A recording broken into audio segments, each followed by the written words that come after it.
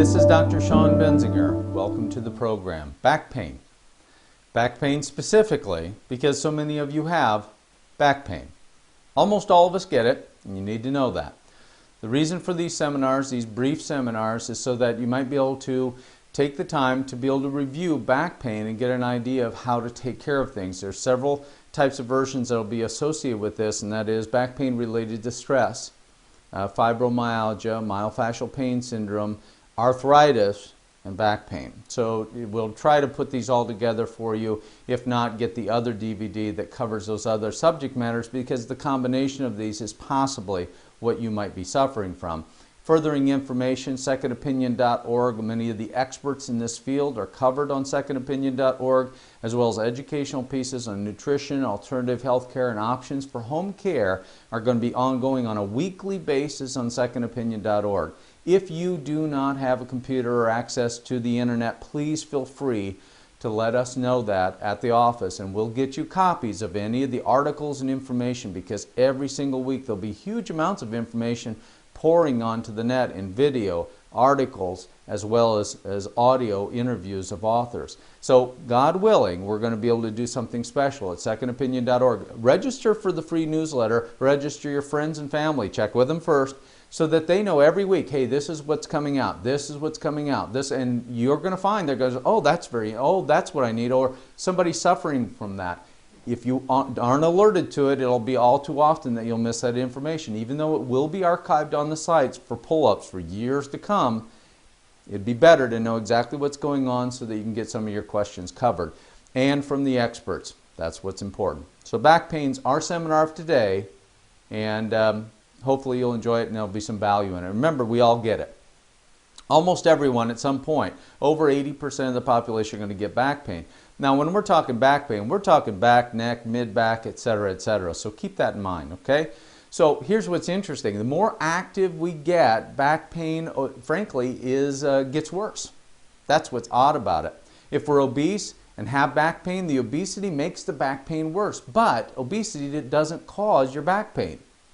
That's what the literature seems to be showing. And all too often we're just saying, oh, I'm just fat, I'm just carrying this extra big belly here, and that's what's causing my back pain. The answer is no. You usually have a problem, and the pain is actually getting worse or exacerbated by the obesity or extra pounds of weight that you might be carrying, but it doesn't cause it. So keep that in mind, okay? What causes it? Instead of walking on all fours, we walk on 2 feet. And frankly, that's the big issue.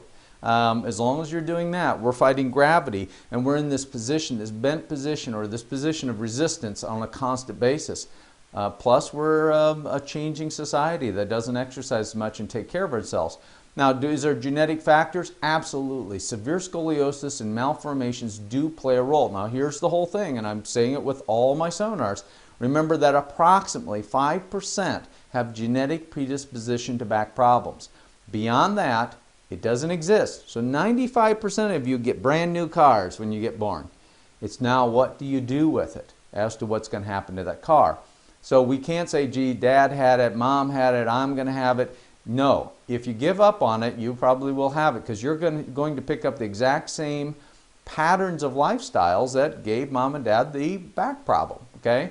Many different causes, and it's not just how much you lift or anything else. It's this lifestyle, this entire way of managing a life that we have to realize, okay? So what's the inducers? You can have pain from the following, okay, because we're talking about back pain. Muscles, tendons, ligaments, bone. Discs can cause excruciating pain. Facet joints. Those are the joints that are in the back that have little capsules that when they get jammed and swollen can create a great amount of pain. Meninges, the coverings of the spinal cord, and as well as some of the nerves. Stenosis, where the spinal cord itself is being compressed because of degenerative changes or damage to the spine itself from trauma. Nerve pain, you know, like hitting your funny bone, and oh my gosh. Let me tell you, if you've got true nerve pain that's getting pressure directly on the nerve, you're in the hospital. Reason why that pain is so severe, there's almost no way of getting away from it. That's when you're in the hospital. So just keep that in mind when you say, oh, I got the sciatica pain. There's too many other referred pain syndromes that can cause that. But remember, when it's excruciating, you get in. Spinal cord pain itself from compression. Emotional associated back pain. Interesting. I notice, now my patients know that, so what if you get it? You get emotionally associated back pain. Well, at least you know that. If you looked at our stress-induced back pain seminar, you get this idea that there's lots of things that can cause swelling in the body that make something that you're predisposed to. Headaches, back pain, knee pain, neck soreness, mid-back achiness, elbow problems. And then you end up going through an emotionally associated condition or something that hurts your feelings. People hurt your feelings. You can have increased pain. Frankly, when you're emotionally upset, you could elevate your pain sensitivity by 200%. 200%. So keep that in mind when you're kind of evaluating your pain issues. Traumatically associated, car accidents, falls, slips. Spiritual. I believe that there's spiritual warfare that can induce spinal pain just from the wear and tear on the body, the stress reaction of the body itself. Poor diets. I can't say enough. We know that if we can get your diet in order and get the swelling under control, that predisposes you to these things. And then as you're doing your activities during the day, your body rebuilds with healthy, good tissue because you have an extremely good diet. You don't know how many times I've got 12-year-old kids in here that are having a hard time continuing in the profession that they've chosen, specifically cheerleading, gymnastics, or other athletic events, simply because they don't have the good enough nutrition to rebuild the tissue and still grow as they're growing at that age group and maintain their sport. The truth is, how we eat does make a big difference, and there's other diseases, diabetes, and other things that can play a role, arthritis, etc. So when we look at the most conservative approach, because let's say that you got the back pain and you've reviewed the stress involvement and you've kind of dealt with that, you kind of know where you're at and you've got this back pain. You can take bed rest for 1 to 2 days when it's really severe, and it needs to be severe because what we know is on average going to bed rest when it's not very severe, in other words, you just cannot move. Anything more than 1 to 2 days is terrible. Plus, you should be doing very light motion exercises, low back, McKinsey's low back exercises. Call the office, we'll give you copies of it in case you go through this terrible situation. And frankly, if you are that bad and you have to be in bed rest, it's that severe, you probably should have been seen by the physician immediately and make sure there's nothing more severe. Ice is preferred the first 24 to 72 hours. Okay, here's the thing. Please do not use electric heating pads all night long. It has a tendency to congest the area, increase more swelling, and makes your condition worse, even though for a while it just makes it feel better, Doc. That's why I leave it on all night long. Point is, don't do that. You're making your condition swell more and extending your time, because until the swelling gets under control of any condition, you are not going to get any kind of repair. Okay? Start the mild stretching exercise. Again, get the copy at the office. I'll try to include that with this seminar so that everybody's got copies of that too. They're safe and easy and been used universally for many years. Anti-inflammatories such as Advil, Aleve, Motrin, Nuprin, aspirin, Botsuela. If you're looking for alternative, Botsuela, Arnica, turmeric. These are really helpful, and they don't, the Botsuela, Arnica, and turmeric, they frankly don't upset your stomach. Here's the other thing. If you're going to take the other anti-inflammatories, you absolutely must take some type of a protectant. Tums is recommended, or some type of stomach protectant. Otherwise, every one of those actually damage the lining, the stomach lining as well as small intestine lining. We lose approximately 16,000 people actually die of bleeding problems associated with chronic use of these types of medications. Remember, anti-inflammatory medications that were given OTC, over the counter, were for temporary use, not for long-term use. And if you're the one that's been popping 2, 3, 4, and we're not talking about the little 70 milligrams of aspirin your doc told you for your heart. We're talking about somebody who's taking 2, 4, 8, and 800 milligrams every day just to be able to keep going. You're making yourself susceptible, lots of gut problems. You don't know how many times I've said that. People just sit there and they go, well, no wonder. I mean, now I'm taking this stuff for reflux and all they did is they stopped taking these anti-inflammatories, which are really causing some problems. You don't want to use it in chronic use. If you're not getting better and you have to use them more than the bottle tells you for a longer period of time than the bottle tells you, you need to have been evaluated by your physician as well as start working on your healthcare system to give yourself a chance to get this under control in a natural way, because these things are not meant to do this long term. They predispose us to too many other things like strokes, heart attacks, and other diseases that we're going to find out now. How did we know? You know, some of these have been on the market 30 years, and now we're just finding out. Hopefully you're getting the idea that you got to protect yourself when it comes to your health care. And if you do not do so, and start looking at the most conservative route first, and then go on up. Do I have a problem with medication? Absolutely not. I have a problem with one thing. Don't overuse aggressive care before it's time. If you need other types, I love orthopedists that do hip replacements. You know why? Because they tell you, hey, listen, these things only last for so long. Almost all will tell you it only lasts for so long, so put up with it as long as you possibly can and then come see me. I wish every doc was doing that, and let's put up with certain things, but let's look for alternative home care type things and just take care of ourselves better, and we might be making a big difference. So didn't mean to go off on a diatribe when it comes to anti-inflammatories, but you needed it. And if you know people that are doing it, please explain to them the real risk. We kill people. They're killing themselves with this type of treatment protocols, okay?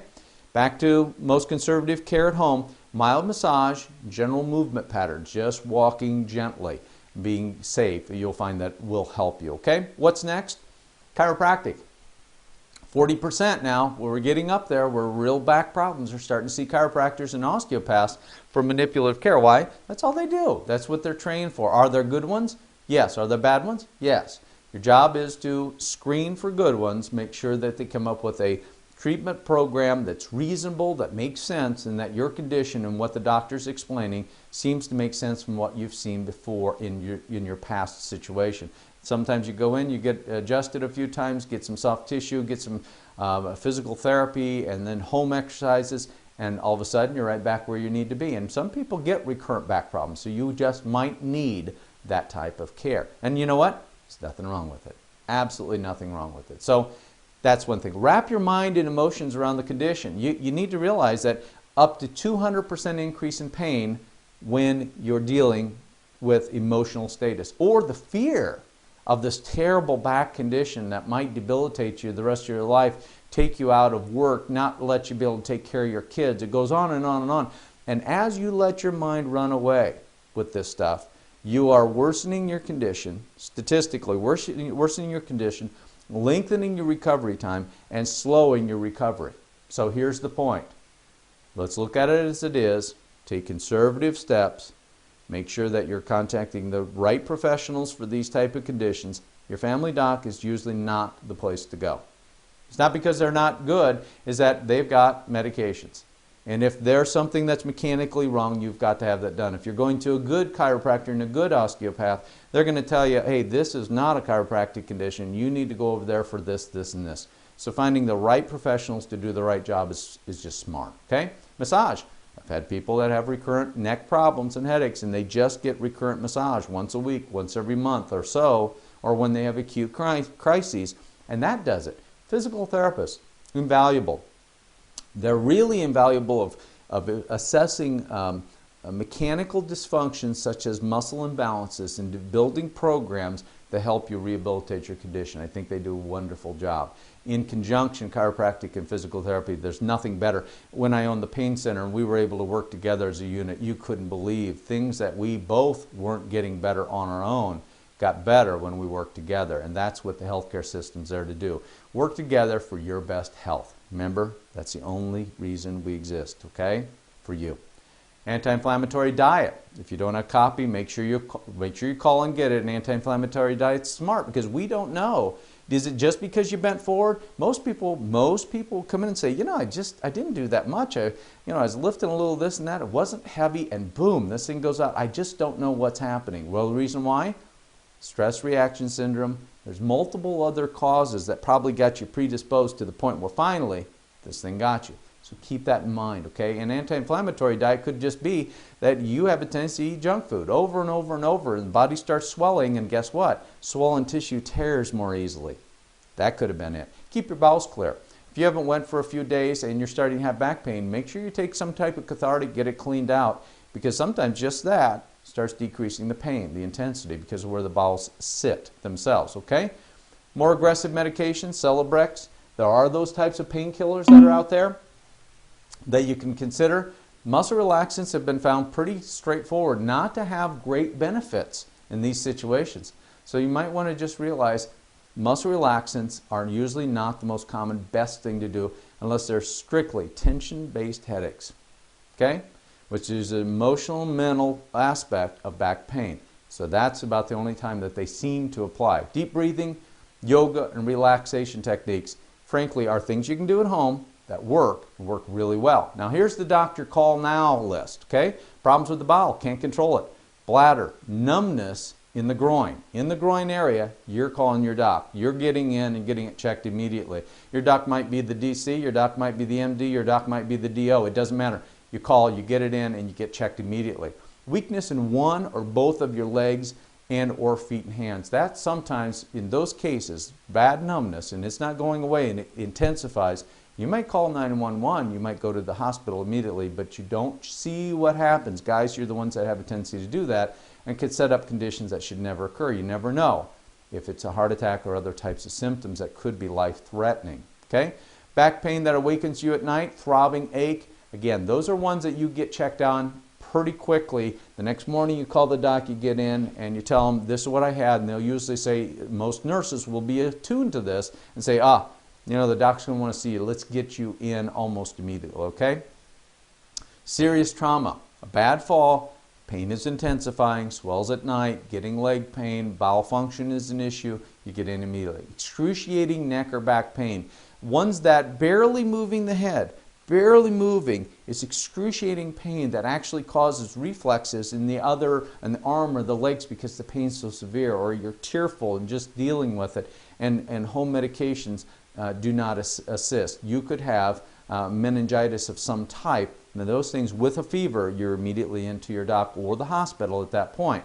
Using over-the-counter medications and alcohol to manage back pain, and that's the only way you keep it under control, and you're doing it for long periods of time, you're going to end up inner body problems that are going to possibly cost you your life. It is not worth doing that. Look for better ways. And be open-minded to what they are and be willing to do what it takes to get it better, okay? So here's the medical test. Here's the questions you ask, okay? Just so you're starting to get an idea of controlling your care program no matter what doctor you go to, okay? Doc looks at it and says, hey, I want to do this test, okay? You say, well, what's the name of the test and what do you expect to learn from the test, okay? First thing, what are you expecting out of this?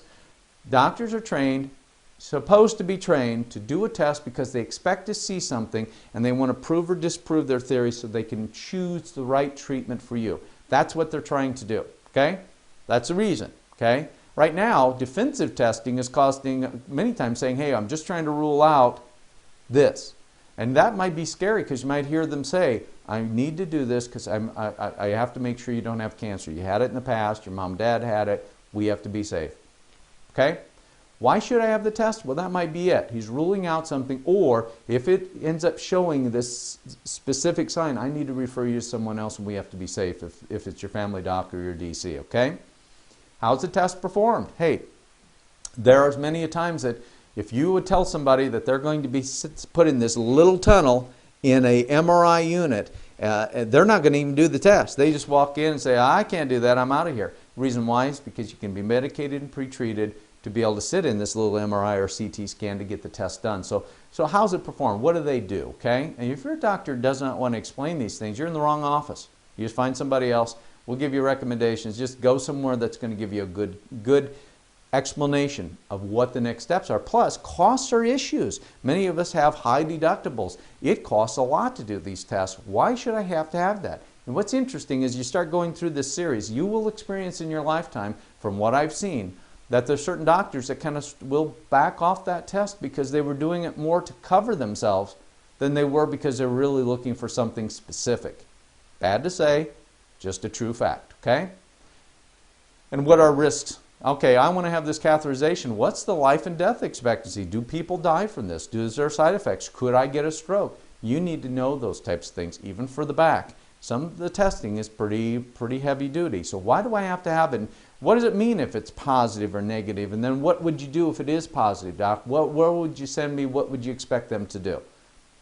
Get an idea of what you're going through, why you're going through it, and what's next, okay? Remember, 80% of the time, back problems just get better in a 30-day period of time. But for the 20% who don't, this is the important part. So how will the test change my treatment? In other words, if I'm going to have this test, and it's not going to change my treatment, why am I having the test exactly?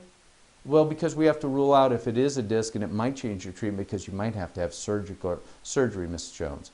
Well, that's a correct answer. That's an important reason to get it. But sometimes they'll say, well, I just kind of want to see some things. Well, that's either you're not getting the truth as to what's going on, they're not telling you and holding back information, or they're just doing it because they're doing the test.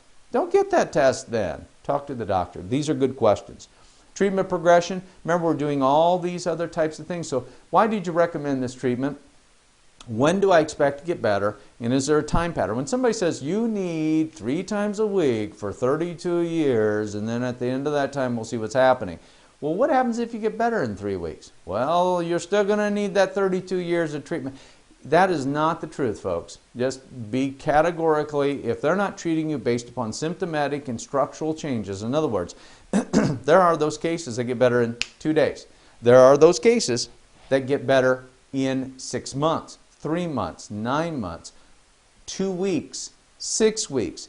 Who knows when you're going to get better? It's all dependent upon your quality of health before you even had the situation. So what's the benefits of the treatment? Why are you going to give me the hot packs? Why are you giving me the medication? Why are you doing adjustments? Why are you doing subtraction? Why are you suggesting these exercises? Ask why. Be a 3-year-old. Why? Keep asking.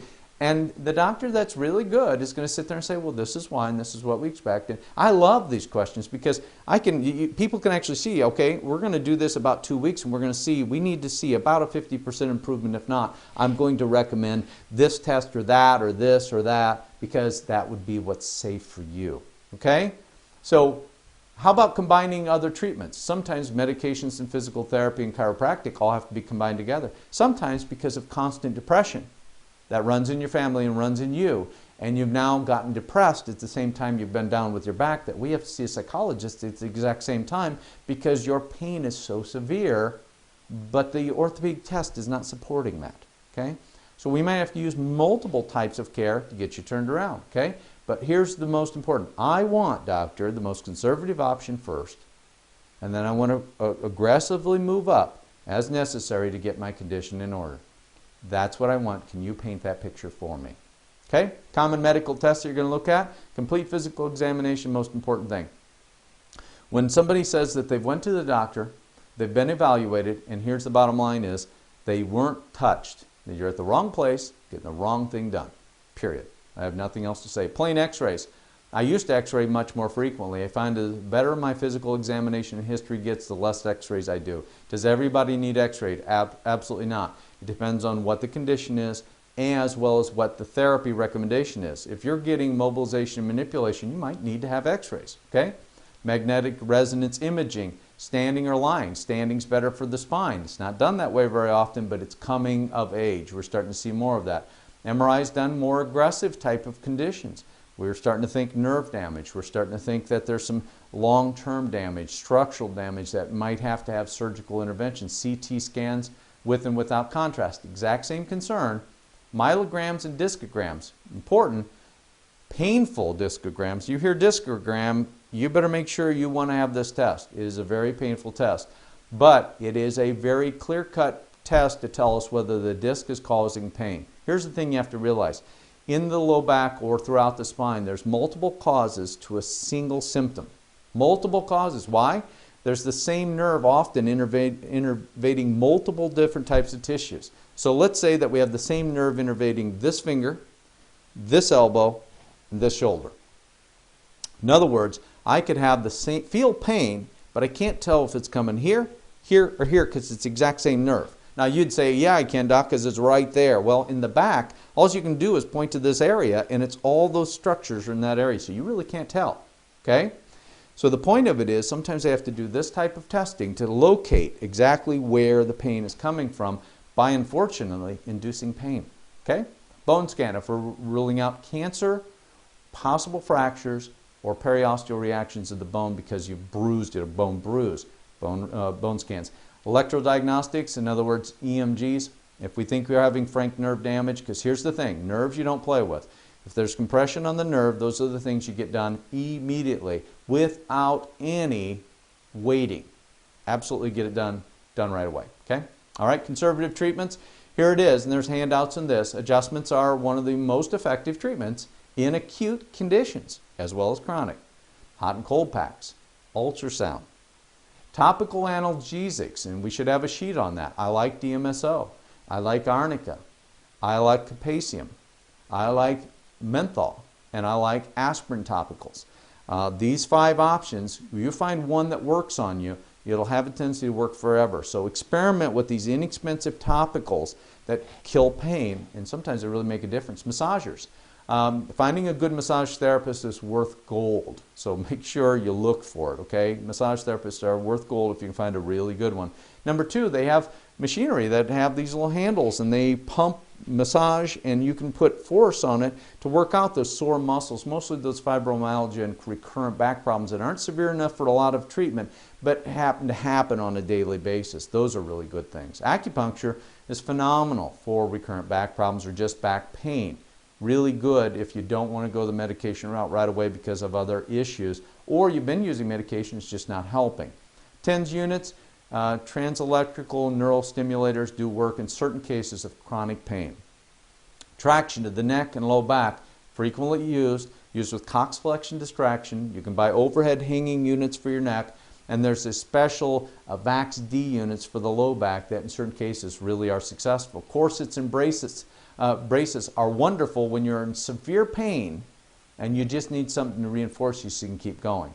Laser therapy, coming of age, you're going to see lots and lots more about it, and they really do work. Are they the end all and you don't have to use anything else? Absolutely not. We use lots of things in our office, and the reason why is laser therapy helps but isn't the only thing. Drugs, anti-anxieties, antidepressants sometimes have to be used with back pain simply because mentally just can't get unwrapped around it, and it keeps on making the intensity of the pain so bad you can't get over it. Trigger point injections. I like using acupuncture instead of trigger point injections because of the potential side effects of using the medications in that area, plus using a much larger needle to penetrate that area of muscle pain. And I find acupuncture does a remarkable job in the pain center. When we were doing acupuncture in those areas, it was remarkably successful, something to consider. And postural work is wonderful in these cases. So here's the other conservative things, goes right along with it. Exercise, exercise, and exercise. Deep breathing exercises. Physical therapy is wonderful in these cases of developing these exercises and deep breathing exercises to reduce pain. What we know is if you are intensely in pain, 50% of the time doing deep breathing, relaxation, kind of yoga pose, you don't have to do yogas, you just have to do deep breathing and relaxation work, 50% of the pain can be reduced in 80% of the cases. Isn't that interesting? Just not getting so tense. You know how you stop breathing, it actually decreases oxygen, increases pain in your body. So you don't want to do that. Deep breathing and relaxing in the middle of pain, if you can believe it, is actually therapeutic. Homeopathic medications, arnicas are wonderful. There's lots of others that are very, very helpful, but you want your doctor to advise you. Magnetic therapy, November 1997, the Archive of Physical Medicine and Rehabilitation found that in certain cases, magnetic therapy does work. You heard the pros and the cons and not hooey-pooey and all that, but guess what? Certain cases, works exceptionally well. Herbals, quite a few herbals out there that help. And again, depending on who's treating you, try to take their advice. Rolfing, much more aggressive physical treatment. Pilates, stretching, toning, and core exercise work, phenomenal. Yoga work, biofeedback for you tense people that just can't quite let it go. Constantly just, you're short breathing, you end up increasing your pain symptomatology. I went to biofeedback 4 years into practice because of chronic neck problems, because the more I thought about things, the tighter my neck got, and I didn't notice it until the pain was there, and it was hard to end up getting it taken care of until I went to a good psychologist at St. Francis Hospital that was nice enough to spend the time for 5 sessions to teach me how to feel my muscles tense, teach me the breathing exercises, and take care of the problem. I've been practicing that now for 20 years since I learned how to do that, and I have very infrequent neck problems. Hypnosis works in certain cases to break the cycle of pain that is mentally, emotionally, and physically kind of regurgitated over and over until finally you just can't get over it. Now, Here's the unfortunate part. For that 2 to 3% that ends up with much more severe pain, we have to look at more aggressive therapies such as epidural steroids injections. That's one of the first things that might be considered if the facets are the cause of pain. Facet injections, epidurals, selective nerve root blocks, spinal column stimulators. These are very advanced in chronic pain treatment. Implants for drug infusion therapy, and in some cases, surgery has to be done. Microsurgical discectomies, chymopapine is coming back, and they're still using it, laminectomies and spinal fusions. We won't go into those in detail because the truth is, for that very small percentage, your doctor's going to have to go through it in detail. Again, looking for the most conservative first, but when you have to end up with these therapies, at least you'll know what they are and what they're supposed to do. Here's some of the chemical things you can do to support yourself, not only preventing some of the back problems or chronic pain problems or recurrent conditions, but also will help you during the time that you have it. MSM is one of the things they use for arthritic-induced back pain. Okay, arthritic-induced back pain, MSM is really good. Calcium, magnesium in larger dosage for those people that have recurrent problems does wonders on the muscles, tendons, ligaments, and of course the bone tissue.